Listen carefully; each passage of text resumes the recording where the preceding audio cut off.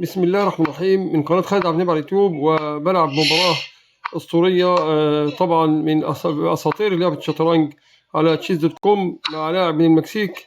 طبعا بيهاجم وكل على طول الفيل، كلت الفيل بالوزير، صعدت بالفرسة بتاعتي السوداء، طلع بالعسكري، وبعدين صعدت بالفرسة اللي طبعا السوداء في اللون الأبيض بتاعي، وبعدين بيت هو صعد بالفرسة بتاعته جنب الملك بتاعه، صعدت واحدة عشان ما يضربش بالفيل الابيض هنا الملك ويعمل لي قلق. صعدت كمان خطوه، طبعا طلب الفرسه بتاعتي، كلت الاول، كل الفرسه بتاعتي، كلت العسكري بتاعي طبعا هنا كلت بالوزير بكش، وبعدين عندي الفيل اهو باكله تاني، ما فيش اي مشاكل خالص.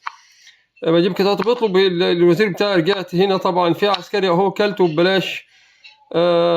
طبعا هو بحاول يقفل عليا طبعا عشان يجيب الوزير. عملت طبعا ضربت بالفرس بتاعت الملك بالطبق وكلتها، عمل بلندر صعب جدا، فحطيت الوزير، اصلا الوزير ما رضاش ياكل، صعدت بالفيل، نزل هنا طبعا عشان ياكل الفيل، امنت فيلي بالطبية، وصعدت واحد على الفرسه، نزل بالفرسه في حمايه وزيره، وكلت على طول مباشره.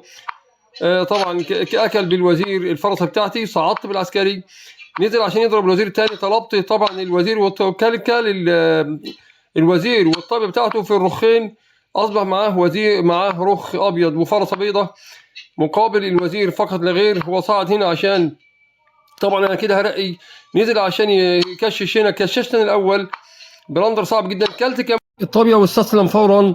يبقى اشترك في القناه. شكرا لحضراتكم، السلام عليكم ورحمه الله وبركاته.